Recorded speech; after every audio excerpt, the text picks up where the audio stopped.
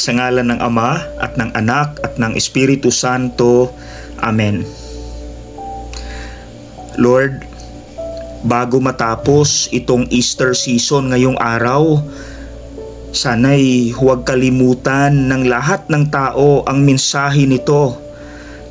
Pag-asa, hope, na sana huwag kalimutan ng lahat ang pattern, krus, muling pagkabuhay, kamatayan, buhay, problema, solusyon, kahirapan, kaginhawahan, kadiliman, liwanag. Ibig sabihin may pag-asa.